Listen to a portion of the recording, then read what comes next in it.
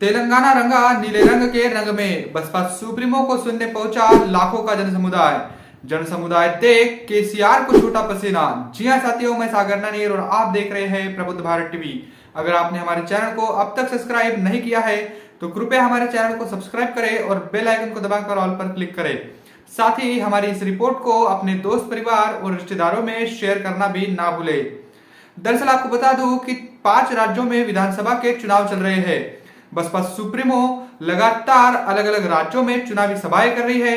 सबसे पहले बसपा सुप्रीमो ने मध्य प्रदेश, उसके बाद छत्तीसगढ़, राजस्थान की रैलियां पूरी करने के बाद वो अब तेलंगाना में मतलब उधर बसपा सुप्रीमो रैलियां करने पहुंच चुकी है।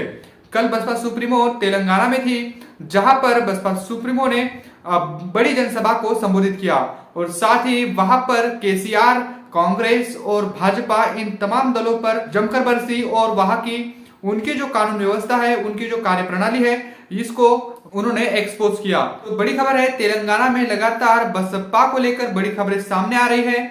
आपको बता दूं कि डॉक्टर आर.एस. प्रवीण कुमार लगातार तेलंगाना में बसपा को मजबूत करने में लगे हुए हैं। साथ ही आपको बता दूं कि कल बसपा सुप्रीमो की जो बड़ी जनसभा हुई, इसमें पूरे तेलंगाना के लगभग आसपास के इलाके से सभी जगहों से, गांव देहातों से लोग आए हुए थे और ये भारी तादाद में लोग ये जन समुदाय देखकर वहां की जो विपक्षी पार्टियां हैं वो परेशान दिखाई दे रही है, क्योंकि यहाँ पर बसपा कुछ नए परिवर्तन करने की दिशा में अग्रसर हो चुकी है। आपको बता दूं कि बसपा सुप्रीमो ने तमाम उन मुद्दों पर कांग्रेस, भाजपा और खास तौर पर वहां की सत्ताधारी पार्टी बीआरएस को भी मतलब निशाने पर लिया और उसको उसका आईना दिखाया। उन्होंने कहा कि तेलंगाना में कानून व्यवस्था पूरी तरह से ध्वस्त हो चुकी है। हमारे जो कैंडिडेट है, हमारे जो प्रत्याशी है, इन पर जानलेवा हमला हो रहे हैं। वहां के सूर्यापेट के जो बसपा की ओर से कैंडिडेट है, प्रत्याशी है वट्टे जनैया यादव, इन पर जो हमला हुआ इसका भी जिक्र किया। साथ ही उनके काफिले पर जो हमला हुआ इसका भी उन्होंने जिक्र किया और इससे साफ तौर पर पता चलता है कि वहां पर जो विरोधी पार्टियां है वो बीएसपी से डरी हुई है। बसपा सुप्रीमो ने कहा कि इनके ऐसे हमलों से यह स्पष्ट हो चुका है कि बीएसपी यहां जीतने वाली है, तेलंगाना में कुछ अच्छे रिजल्ट लाने वाली है। उन्होंने कहा कि पूरे देश के साथ साथ तेलंगाना में दलित, ओबीसी, मुस्लिम और अन्य धार्मिक अल्पसंख्यक समाज की जो हालत है वो काफी गंभीर है। इनकी तरफ यहाँ की गवर्नमेंट का ध्यान नहीं है। साथ ही उन्होंने कहा कि अगर आपको इन सभी दुखों से मुक्ति पानी है तो आपको यहाँ बीएसपी की सत्ता मतलब लानी पड़ेगी, बीएसपी की गवर्नमेंट बनानी पड़ेगी। उन्होंने डॉक्टर आर.एस. प्रवीण कुमार की तारीफ करते हुए कहा कि डॉक्टर आर.एस. प्रवीण कुमार जो कि आपके तेलंगाना में लगातार आप पर हो रहे अन्याय अत्याचारों के मामले हो या फिर आपके न्याय हक अधिकारों की बातें हो, वो बड़े ताकत के साथ आपके बीच आ रहे हैं और आपकी आवाज को बुलंद कर रहे हैं। उन्होंने कहा कि हमारे तेलंगाना के जो मुख्यमंत्री पद के उम्मीदवार हैं वो डॉक्टर आर.एस. प्रवीण कुमार है। इनको भी आपको काफी बड़े पैमाने पर वोटिंग करके आपको इनको विधानसभा में भेजना है। किसानों की स्थिति को लेकर उन्होंने कहा कि यहाँ की सरकार और केंद्र सरकार भी और अलग अलग राज्यों की सरकारें भी किसानों को लेकर अपनी गलत नीतियों की वजह से किसान भी यहाँ पर काफी परेशान है और इन सभी परेशानियों से निजात पाने के लिए बीएसपी ही एकमात्र उपाय है। अगर आपको महंगाई, गरीबी और बेरोजगारी से निजात पाना है तो बीएसपी के साथ आपको आना है और बीएसपी तेलंगाना में आपको परिवर्तन करके दिखाएगी। अपनी पार्टी की भूमिका को स्पष्ट करते हुए उन्होंने कहा कि हमारी पार्टी देश में तीसरे नंबर की पार्टी है और साथ ही उन्होंने कहा कि हमारी पार्टी किसी भी धन्ना सेठों की पैसे से या फिर उद्योगपतियों के पैसे से नहीं चलती, इलेक्ट्रोल बॉन्ड जो होता है उसके चंदे पर नहीं चलती, बल्कि यहाँ पर जो बहुजन समाज का तबका है, जो गरीब तबका है बहुजन समाज का, इनके मेहनत के पैसे से बीएसपी अपना प्रचार करती है, अपने संगठन को चलाती है और इनके बदौलत ही बसपा देश की तीसरे नंबर की पार्टी बनी है। बीएसपी कभी भी किसी से, कोई भी धन्ना सेठों से पैसा नहीं लेती है। अपने छोटे पदाधिकारी, बड़े पदाधिकारी और सभी कार्यकर्ताओं से थोड़ा थोड़ा धन इकट्ठा करके बसपा चलती है, बसपा नेशनल पार्टी बनी है।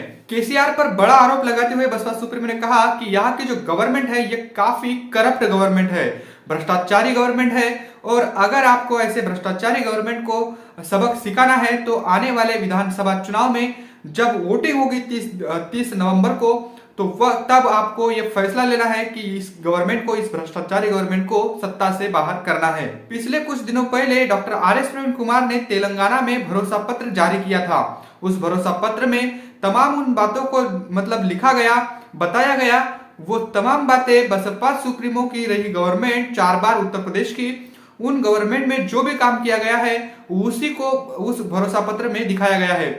आपको बता दूं कि बसपा सुप्रीमो ने इस रैली में साफ तौर पर कहा कि बसपा कभी भी अपना घोषणा पत्र जारी नहीं करती है, क्योंकि बसपा केवल बोलने में नहीं बल्कि कार्य करके दिखाने में ही ज्यादातर विश्वास रखती है। विपक्षी पार्टियां और सत्ताधारी पार्टियां खोखले वादे करती है और सत्ता में आने के बाद उन वादों को पूरा नहीं करती है। इसलिए बीएसपी कभी भी ऐसे वादे नहीं करती है बल्कि कार्य करने में ही विश्वास रखती है। साथ ही उन्होंने डॉक्टर आर.एस. प्रवीण कुमार का जिक्र करते हुए कहा कि डॉक्टर आर.एस. प्रवीण कुमार लगातार आपके तेलंगाना में बीएसपी को मजबूत करने के लिए गांव देहातों में जा रहे हैं।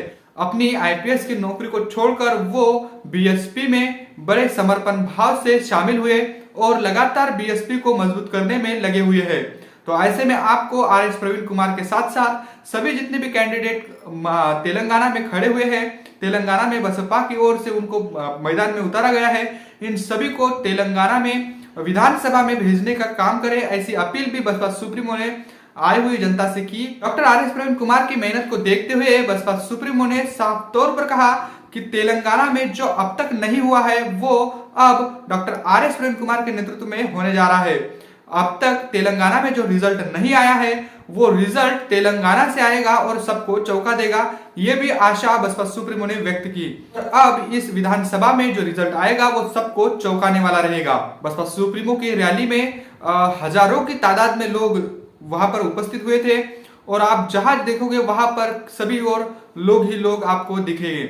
आपको बता दूं कि तेलंगाना हो या फिर इससे पहले राजस्थान, छत्तीसगढ़ और मध्य प्रदेश, इन राज्यों की सभाओं में जो बसपा की रैलियां हुई है, बहन जी की रैलियां हुए हैं, इसमें लाखों की तादाद में लोगों का जनसमुदाय पहुंचा है।